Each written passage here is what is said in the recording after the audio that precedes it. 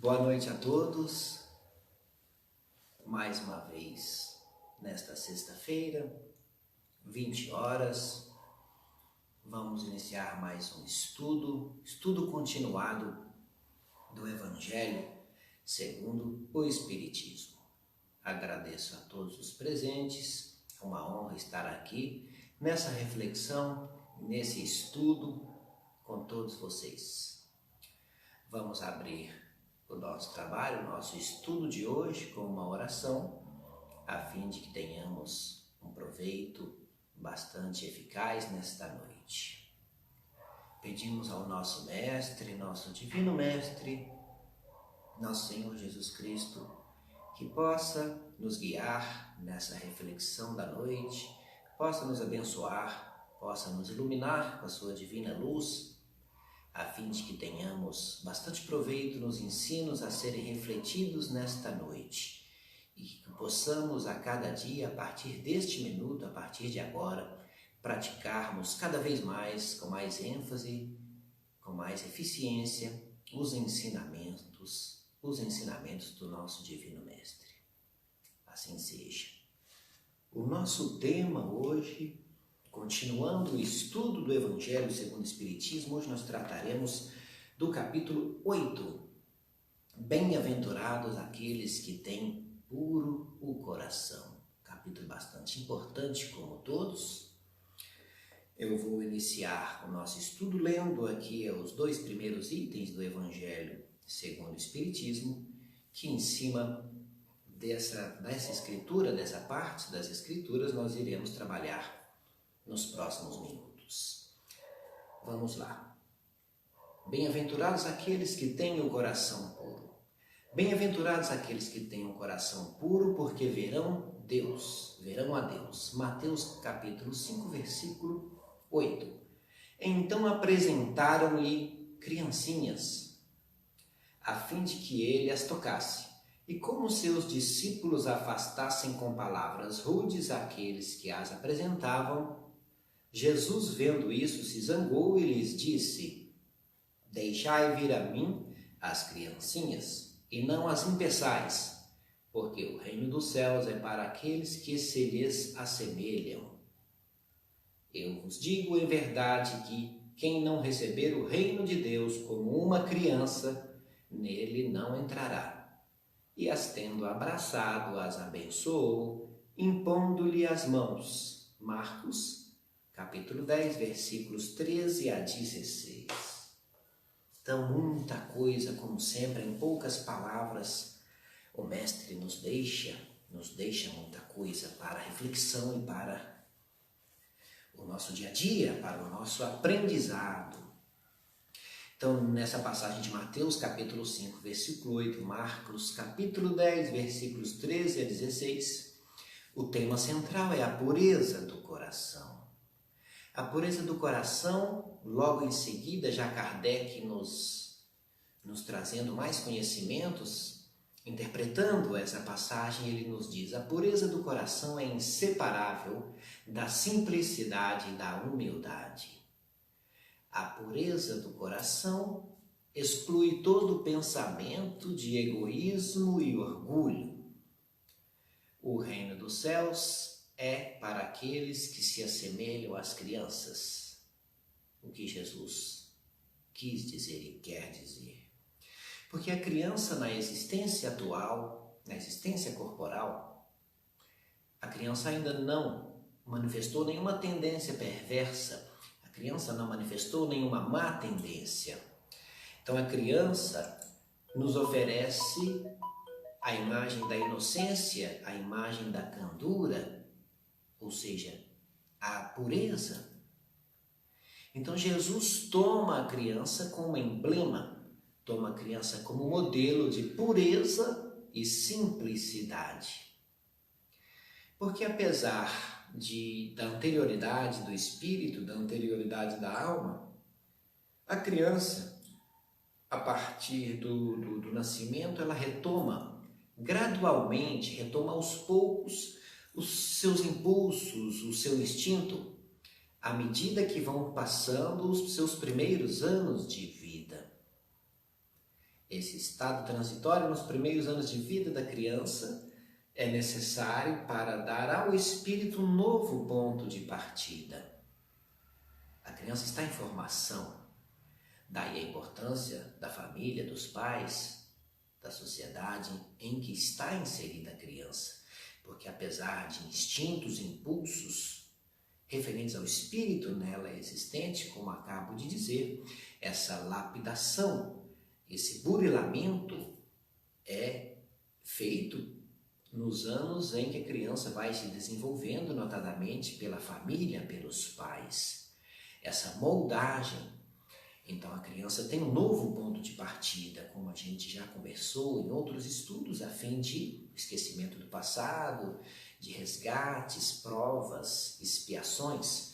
Mas chamo a atenção aqui para essa importância da família, dos pais, na formação dessa criança.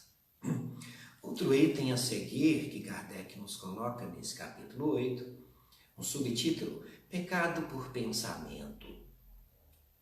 A verdadeira pureza não está somente nos atos, atitudes, gestos, mas também no pensamento.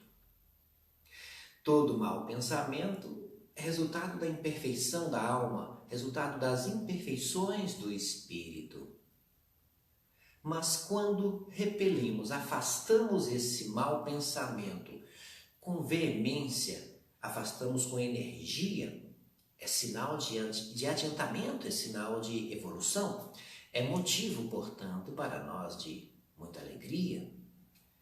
Kardec resume em 3 situações básicas essa questão do pensamento, dos maus pensamentos. O ponto número 1 são 3, resumindo em 3 para didaticamente ficar mais fácil o nosso entendimento. Se nos chega à mente um mau pensamento e a gente fica feliz com esse mau pensamento, o mal ainda vive em nós, o mal nos domina, o mal impera em nós, porque nos comprazemos com este mau pensamento. Na posição número 2, nós temos a seguinte situação. Se nos chega à mente um mau pensamento, mas o afastamos de imediato, o repelimos de imediato, isso significa que estamos progredindo. Quando bate o mau pensamento e a gente já afasta, porque mau pensamento todos nós temos, não adianta a gente querer enganar a nós mesmos, né? Posição número 3, situação número 3, esclarecida por Kardec. Se o mal nem chega ao nosso pensamento, se nós nem pensamos coisas maldosas, coisas erradas, isso significa que o progresso já está realizado. Então somos espíritos de luz, somos espíritos puros. Essa é a posição 3. Bom, fácil chegar. Onde nos encontramos? Onde estamos inseridos nós? Bom, na posição 3 não é, porque não há espírito puro aqui entre nós, nas reflexões, nos estudos, nessa luta do dia a dia. Nós estamos na posição 1 ou 2, ou seja, chega o pensamento mau na nossa cabeça, no nosso espírito, e nós aceitamos e vamos nos comprazendo com isso. Ou na posição 2, que é ideal, que é a posição que a gente deve estar e deve procurar estar, é que se chega o mal à nossa mente, no nosso pensamento, nós vamos fazer de tudo para afastar, repelir este mal, para caminharmos, para chegarmos à pureza de coração que Jesus trata neste capítulo 8, que Allan Kardec trata neste capítulo 8, da codificação ensinada, trazida pela espiritualidade maior. Outro subtítulo deste mesmo capítulo 8 é intitulado Verdadeira Pureza. Qual era a verdadeira pureza a qual Jesus se referiu, a qual Jesus se referia nesta passagem?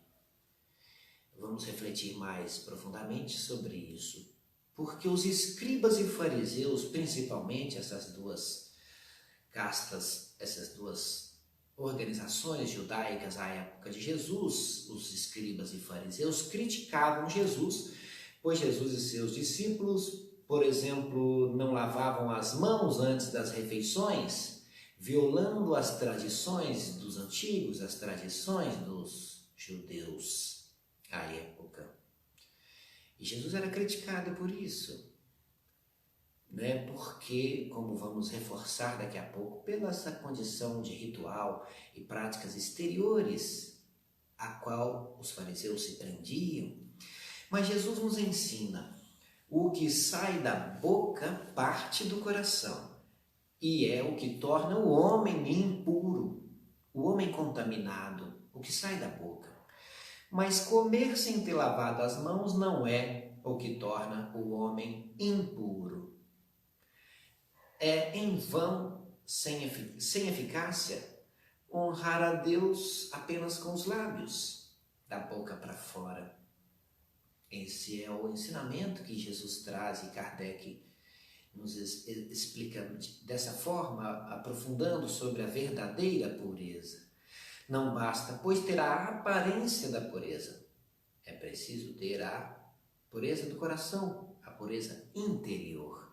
Então Jesus, a todo tempo, em toda a sua jornada com a Boa Nova, ele nos traz, ele exemplifica essa questão. Por isso que realmente Jesus rompe as Escrituras. Jesus é o divisor de águas entre Antigo Testamento e Novo Testamento, por trazer todo esse conhecimento, essa mudança de um Deus de amor, de misericórdia, de amar a Deus sobre todas as coisas e de amar o próximo como a si mesmo. Jesus inova diante dessas classes judaicas que priorizavam o ritual, a pureza externa, exterior, que para Deus não tem nenhuma valia, não é a que Ele espera de nós. No capítulo, no subtítulo mais à frente, ainda neste capítulo 8, que estamos, bem-aventurados os que têm o coração puro. Mais à frente há um subtítulo, escândalos. Bastante interessante a gente entender o que Jesus quis dizer com este ensinamento. Ai do mundo por causa dos escândalos, porque é necessário que venham os escândalos, mas ai do homem por quem o escândalo venha. Interessante a gente entender esta passagem evangélica. O que é o escândalo? Escândalo, resultado dos nossos vícios, das nossas imperfeições, ou ainda em outras palavras, é o resultado do mal praticado por nós. Já disse aqui em estudos anteriores e repito, ninguém nasce para o mal. Então vamos interpretar mais profundamente essa passagem. Aquela pessoa que serviu, ainda que inconscientemente, como instrumento da justiça divina, praticou o mal da mesma forma e será responsabilizada por este mal praticado por ela. Ainda, como disse, que inconscientemente e que a justiça divina tem utilizado ela como ferramenta. Vou dar um exemplo para ficar claro sobre o que é o escândalo e essa questão, mas ai do homem, o escândalo é necessário, mas ai do homem por quem o escândalo venha. Imagine, caros amigos, que estejamos desencarnados lá no ministério da reencarnação, em alguma colônia espiritual como o nosso lar, que lá tenha 300 ou 400 espíritos numa vasta num salão, no Ministério da Reencarnação, programando a sua reencarnação. E o orientador pergunta, olha, nós temos um espírito aqui que está reencarnando agora, que tem 10, 20, 100 encarnações, que ele cometeu um homicídio e por outras ferramentas utilizadas por Deus, como o amor, o trabalho, a caridade, ele não conseguiu resgatar essa falta que ele teve há 100 encarnações atrás. Ele cometeu um homicídio, então nós vamos ter que utilizar para ele agora o último recurso pedagógico de Deus, que é a lei de talião, o dente por dente, olho por olho, ou seja, se ele foi um homicida, ele agora será vítima de um homicídio. Esse é o último recurso de Deus. É menos usado porque Deus nos dá muitas oportunidades antes. Mas imagine então essa cena. Então o orientador lá no Ministério da Reencarnação pergunta: quem quer ser voluntário para reencarnar junto a esse espírito para lhe tirar a vida? Você vai ser a ferramenta da justiça divina e você vai cometer um homicídio, você vai matar essa pessoa para que ela resgate a sua dívida. Será que alguém vai levantar a mão? Será que vai ter um voluntário? Vamos dizer que tenha um que levanta só a metade da mão, que nem consiga, né, que fique na dúvida, e o orientador vai falar: não, tá bom, que já encontramos um. Você vai reencarnar com ele, será um desafeto dele, você vai, como ferramenta da justiça divina, cometer um homicídio. Mas tem uma coisa: a responsabilidade toda será sua. Aí eu pergunto: vale a pena? Vai ter voluntário para praticar o mal? Não haverá. É um exemplo claro, fictício, para que nós entendamos com clareza que ninguém nasce para o mal e sempre Deus nos dará ferramentas que não seja o dente por dente, o olho por olho, com ferro fere, com ferro será ferido. Essa é a exceção. É o que a gente traz do Antigo Testamento, de um Deus punitivo e vingativo, mas não é essa a posição normal, ordinária, a posição de um Deus amor, misericórdia, um Deus soberanamente justo e bom. Todas as ferramentas ser-nos-ão dadas, serão e deverão ser utilizadas por nós. Então vamos entender essa questão agora em definitivo. Ai do mundo por causa dos escândalos, porque é necessário para as expiações, para a justiça ser efetivada. Mas ai de quem? Ai do homem por quem vem o escândalo. Ou seja, a responsabilidade de todo ato que não estiver de acordo com as leis divinas, a responsabilidade será sempre de quem praticou. Sempre de quem praticou. Prosseguindo no nosso capítulo 8, bem-aventurados aqueles que têm o coração puro. Mais para frente, num subtítulo, Kardec coloca: deixai vir a mim as criancinhas. O que o nosso Divino Mestre nos deixa de ensino nessa passagem? Jesus aproveitou a oportunidade naquele momento ali em que ele estava, em que crianças de 5, 8, 10, 12 anos queriam aproximar dele, daquela luz, né? O nosso Divino Mestre ali atraía todos, principalmente as crianças. Então as crianças queriam aproximar deles e os próprios discípulos colocavam obstáculos, como nós lemos na passagem, até sendo rudes. Jesus se zangou, como diz o evangelista, para deixar vir a mim as criancinhas. Mas a expressão utilizada por Jesus, ela é mais abrangente. Não é o simples chamamento daquelas crianças ali naquele momento. É mais profundo. Refere-se Jesus a todos os aflitos, a todos que ainda não compreenderam seus ensinamentos. Então Jesus diz: venham todos a mim para que eu possa esclarecê-los, para que eu possa colocá-los na rota certa. Então refere-se o Cristo à infância intelectual e moral, que todos nós, que eu já disse no último estudo, todos nós somos aflitos e todos nós estamos também nessa infância intelectual e moral. Até mais na infância moral, mais ainda do que intelectual, porque intelectual está indo de vento em popa. Então refere-se ao Cristo, a esse tipo de infância, a todos os necessitados. Bastante interessante nós entender dessa forma quando o Cristo diz: deixai vir a mim as criancinhas. Quando uma aflição não é consequência dos atos da vida presente, da existência presente, melhor dizendo, É preciso procurar a causa das aflições, né? Aflições, dores, sofrimento e amargura. É preciso procurar a causa dessa aflição, da aflição, em existências anteriores. Porque não existe caprichos da sorte. O que se chama, o que as pessoas chamam de capricho da sorte por aí, não são outra coisa senão os efeitos da justiça de Deus. Efeitos oriundos de uma causa que saiu de nós próprios. Como sempre digo, nós somos artífices do nosso próprio destino e responsáveis pelas nossas imperfeições, responsáveis pelos obstáculos, provas e expiações que atravessamos neste momento. Então Deus não nos impõe punições arbitrárias. Entre a nossa falta e a pena correspondente, existe uma ligação, uma correlação. É a causa e efeito, tanto estudada e tanto falada por nós da doutrina espírita.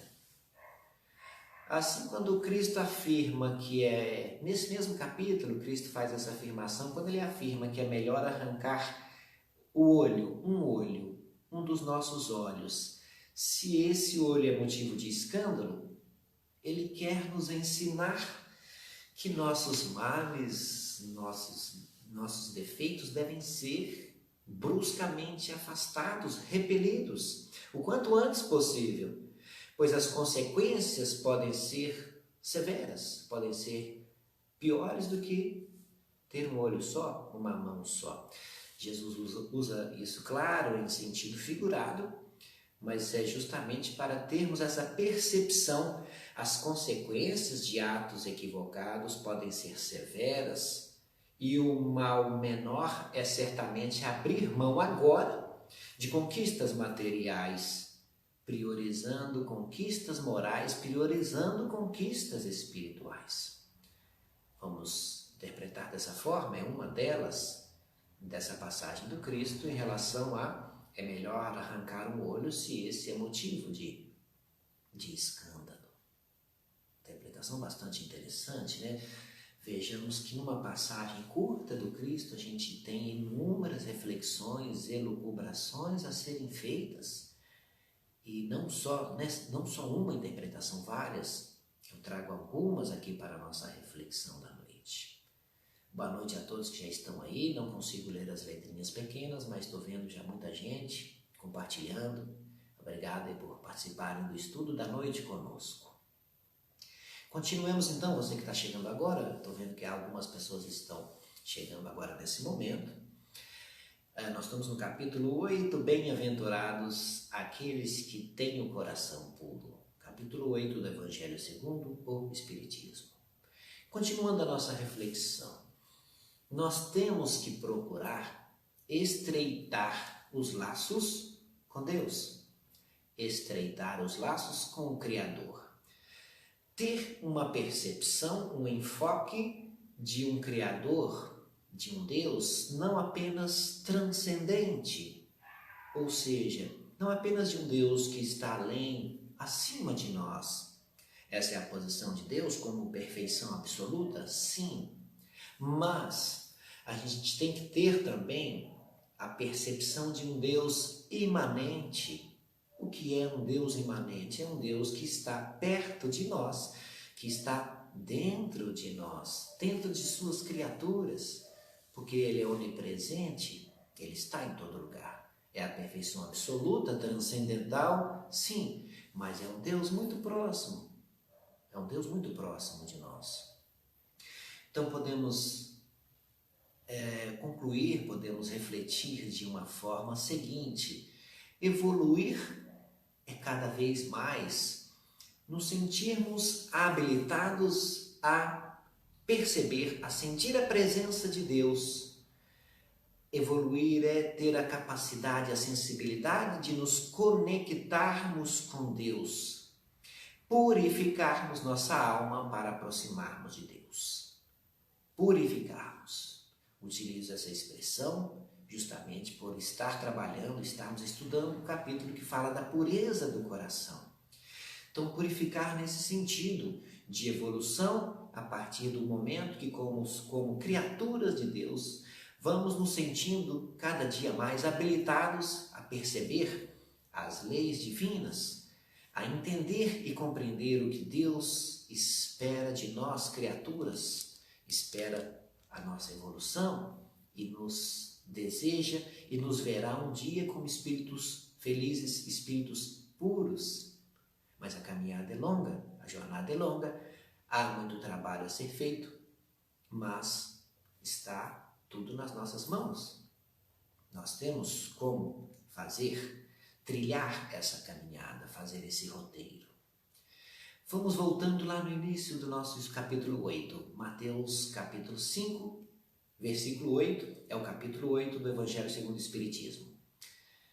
Cristo diz, segundo Mateus: bem-aventurados aqueles que têm o coração puro, porque verão a Deus.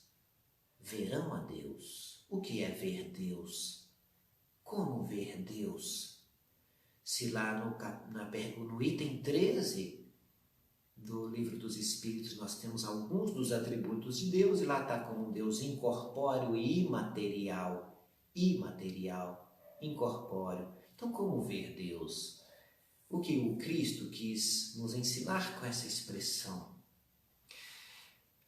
No item 10 do Livro dos Espíritos já é tratada essa questão.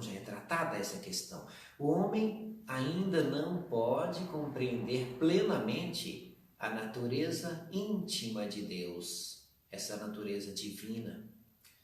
Mas ver Deus, como Cristo nos ensina, é compreender as leis divinas. Kardec diz, segundo os Espíritos, que não temos essa percepção completa, mas temos que começar, procurar a entender. Então, quanto mais nos elevarmos acima da matéria, mais aguçadamente, mais eficazmente compreenderemos Deus. Então, esse ver Deus é no sentido de compreender Deus. Para compreender Deus, precisamos compreender as leis divinas, estudar o Evangelho, estudar a doutrina espírita e colocá-los em prática. Então, no nosso pensamento, a compreensão de Deus ser-nos-á desvendada paulatinamente, aos poucos, mas precisamos nos dedicar a isso. Precisamos procurar esse entendimento. E é nesse sentido de nos desmaterializarmos, segundo os ensinos do Cristo e dos Espíritos, na codificação de Allan Kardec. Então podemos ainda partir para novas reflexões. Como evoluir, então, é desmaterializarmos, é priorizarmos conquistas espirituais em detrimento de conquistas materiais. Necessárias, claro, mas na maioria das vezes colocamos as materiais com maior importância. Então, evoluir, como desmaterializar, é purificar, é nos purificarmos. Nesse sentido, o Cristo utiliza bem-aventurados aqueles que têm puro coração. Os espíritos evoluídos que percorreram todo o processo previsto para todos nós são chamados de espíritos puros. Espíritos puros, é essa nomenclatura utilizada. Por quê? Porque esses espíritos que percorreram todo esse processo desmaterializaram-se por completo. A encarnação, a reencarnação, já não é mais uma necessidade para esses espíritos puros. Eles podem até encarnar, reencarnar, mas em regra por missão, por vontade própria, não por obrigação ou para resgate de dívidas, porque já desmaterializaram-se por completo. Então, bastante interessante essa nomenclatura utilizada de espíritos puros, que vem ao encontro, vem nos esclarecer sobre essa pureza de coração que o Cristo espera de todos nós. Nossa reflexão da noite, muito interessante, muita coisa para a gente guardar, aprender e colocar em prática, né? E o tempo passa rapidinho, já aproximadamente 30 minutos, que nós estamos comentando o capítulo 8, nesse estudo continuado da doutrina espírita, bem-aventurados aqueles que têm puro coração. Então Jesus vem nesse momento, e em todos os momentos, especificamente nessa passagem, nos ensinar que pureza de coração não está relacionada com práticas exteriores. A pureza de coração não está relacionada com rituais. A pureza é do nosso interior, referente à reforma íntima, reforma moral. Interessante a gente lembrar que eu até comentei no capítulo 2, quando a gente estava estudando Meu Reino Não É Deste Mundo, há algumas semanas, a passagem em que os fariseus do Sinédrio de Jerusalém levam Jesus ao pretório, onde estava Pôncio Pilatos, a casa oficial, assim dizendo, representando o Império Romano na província da Judéia. Eu disse isso nesse estudo do capítulo 2 e ele vem a calhar aqui novamente, porque na hora que os representantes do Sinédrio, onde se encontrava o sumo sacerdote Caifás, que queria de todo jeito exterminar Jesus, mas não tinha essa autoridade, ele então bola aquele plano de falar para o Pôncio Pilatos, o governador, o prefeito da província da Judéia, que Jesus ameaçava o Império Romano dizendo ser rei dos judeus. Nós comentamos isso outrora. Mas o interessante aqui para nós associarmos ao nosso estudo é que quando eles entregam Jesus a Pôncio Pilatos, os representantes do Sinédrio, os fariseus, eles não querem entrar, eles não entram no pretório, só Jesus entra, porque eles tinham se ritualizado, eles tinham feito o seu ritual de pureza para a festa da Páscoa que se aproximava. Olha que contrassenso. Entregam Jesus numa covardia, coisas que nós já conhecemos a história, né? E não quiseram entrar na residência oficial do Império Romano, de Pôncio Pilatos, o seu prefeito, para não se tornarem impuros. Então aqui fica um exemplo do que era, na época, um modelo de pureza, um modelo totalmente equivocado, pois se refere a rituais e práticas exteriores, e não foi nada disso que Cristo trouxe para a gente, como a gente já conversou anteriormente. Alguns pontos importantes para reforçar esse entendimento da pureza do coração, a gente pode pensar, por exemplo, o que Jesus viu, como Jesus viu Maria Madalena. Jesus, quando viu aquela pessoa, Jesus visualizou um coração puro. Jesus não viu uma mulher dedicada, uma mulher entregue aos prazeres mundanos, carnais, como Maria de Magdala, Maria de Madalena se encontrava à época. Jesus já viu o que ela seria. Então Jesus olhou com os olhos do coração e percebeu aquele coração puro de Maria Madalena. E assim ele fez com todos. Então a pureza no entendimento de Jesus reside no olhar para com o nosso próximo, como olhamos nosso próximo. A pureza de coração para Jesus reside no estímulo para com os outros encontrarem o caminho da luz. Então, quando nós estimulamos outros a trilharem o caminho do Cristo, nós estamos olhando para essa pessoa com a pureza do coração, com os olhos do Espírito, não com os olhos físicos. E ainda que entendamos que essas pessoas ainda não trilhem esse caminho, como Jesus fez com Maria Madalena, a gente precisa imaginar o que ela vai ser amanhã. Como ela vai ser amanhã? Um espírito de luz, como todos. Um espírito puro, como todos. Então, é bastante interessante analisarmos dessa forma, aprendermos como Jesus olhava todos os seres humanos, como ele olha. Então, a prática do bem, o exercício da caridade, do amor, é o que verdadeiramente nos deixará, nos tornará o coração puro. A prática do bem, o exercício do amor, da caridade, de todas as virtudes. Podemos lembrar do Paulo de Tarso, que vem também a calhar com o nosso estudo da noite. Como Paulo de Tarso sentiu escamas caírem dos seus olhos na cidade de Damasco, em uma hospedaria, quando Jesus se utilizou de Ananias como instrumento divino para lhe restituir a visão, né? Lembremos dessa passagem que Ananias foi um instrumento utilizado por Deus para restituir a visão de Paulo, e Paulo sentiu escamas caírem dos olhos quando ele teve a sua visão restituída.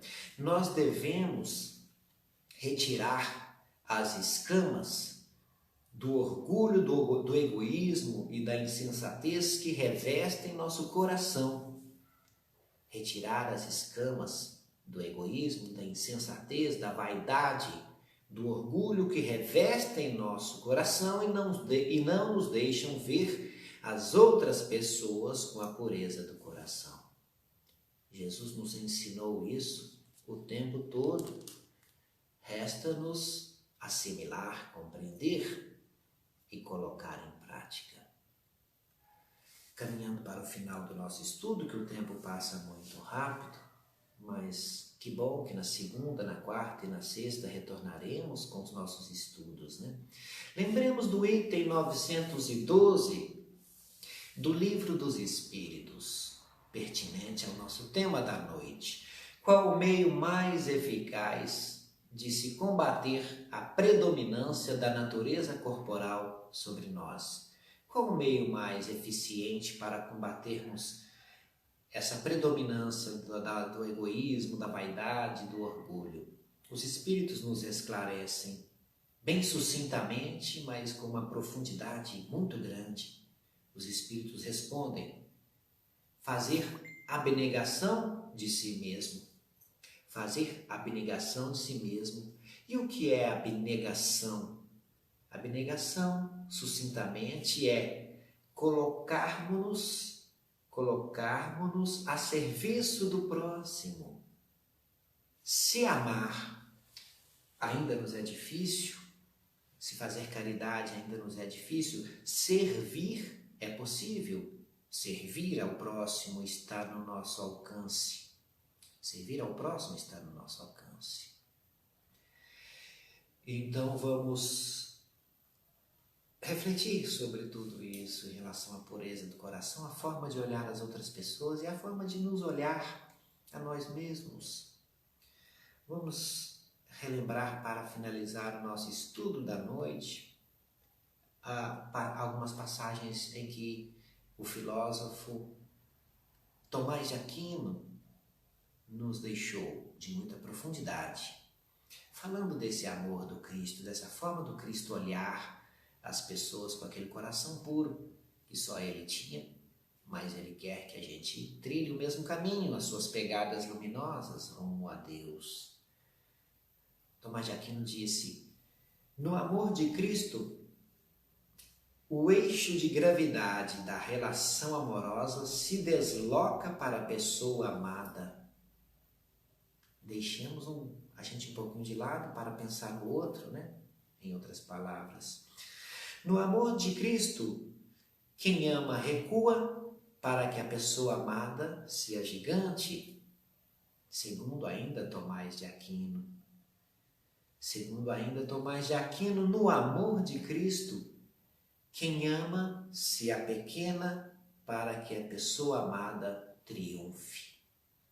Então vamos deixar os ensinamentos de Tomás de Aquino, refletir sobre eles, e todo esse estudo feito do capítulo 8 do Evangelho segundo o Espiritismo, bem-aventurados aqueles que têm puro o coração. Agradeço a todos mais uma vez que estão conosco nesses 40 minutos de estudo. Sugiro que deem uma lida lá no capítulo 8, que há ainda muito mais coisa a ser estudado. E numa próxima oportunidade, com certeza, estaremos juntos de novo para estudarmos, aprendermos juntos, para que possamos, a partir daí, colocarmos em prática tudo o que a gente vai aprendendo aqui. Vamos fazer a nossa oração de encerramento, agradecendo a Deus mais uma vez, agradecendo ao nosso Divino Mestre, a oportunidade de refletirmos juntos sobre os seus ensinamentos divinos.